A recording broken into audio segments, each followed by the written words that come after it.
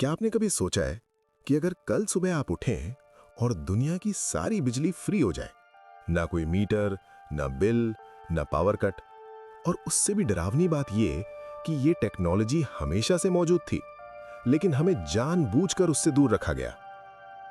मिस्र के पिरामिड, देवताओं की कहानियां, एलियंस के मिथ और एक ऐसा इंसान जिसे इतिहास ने पागल वैज्ञानिक कहकर भुला दिया। लेकिन सवाल यह है, अगर वो पागल नहीं था तो? अगर सच में धरती पर कभी ऐसी टेक्नोलॉजी थी जो बिना तार, बिना ईंधन पूरी दुनिया को एनर्जी दे सकती थी, और अगर उस टेक्नोलॉजी को आज भी कोई जानता था, तो क्या उसे जिंदा छोड़ा जाता? आज की इस कहानी में हम बात करेंगे पिरामिड्स, एलियंस और निकोला टेस्ला के उस कनेक्शन की, जिसे जानने के बाद आप इतिहास को कभी पहले जैसा नहीं देखोगे। तो चलो सीधे चलते हैं उस दौर में जहां से यह रहस्य शुरू हुआ। हम बचपन से यही सुनते आए हैं कि मिस्र के पिरामिड फेरों की कब्रें हैं, लेकिन अगर ये सिर्फ कब्रें थीं, तो सवाल यह है, इतनी परफेक्ट ज्योमेट्री क्यों? इतनी सटीक नाप तौल कि आज की लेजर टेक्नोलॉजी भी उस एंगल को कॉपी करने में काम जाती है। ग्रेट पिरामिड का हर पत्थर एक दूसरे से ऐसे फिट है जैसे किसी मशीन का पार्ट हो।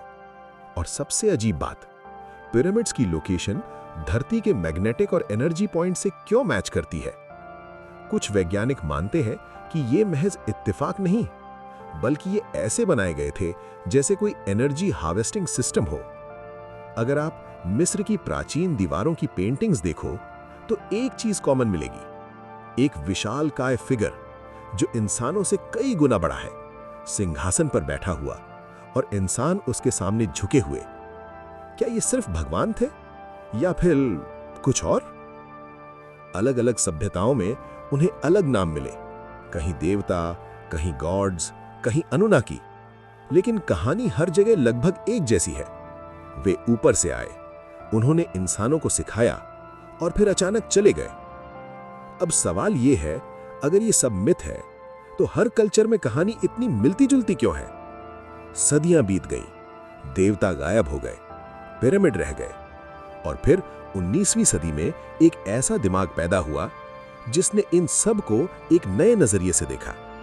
निकोलस टेस्ला, एक ऐसा वैज्ञानिक जो अपनी लैब में बैठकर भविष्य देख रहा था और दुनिया उसे पागल समझ रही थी। जब पूरी दुनिया तारों, पोल्स और ट्रांसफॉर्मर्स में उलझी थी, टेस्ला एक ही सवाल पूछ रहे थे, अगर रेडियो बिना तार काम कर सकता है, तो बिजली क्यों नहीं? 1886 के आसपास एक जर्मन वैज्ञानिक इलेक्ट्रोमैग्नेटिक वेव्स पर काम कर रहा था। उसने दिखाया कि सिग्नल बिना किसी फिजिकल कनेक्शन एक पॉइंट से दूसरे पॉइंट तक जा सकता है। यही खोज आगे चलकर रेडियो बनी, और यहीं टेस्ला का दिमाग घूम गया। अगर सिग्नल जा सकता है, तो एनर्जी क्यों नहीं? लेकिन प्रॉब्लम यह थी, रेडियो को भी पावर चाहिए। तो सवाल यह बना, एनर्जी आएगी कहां से?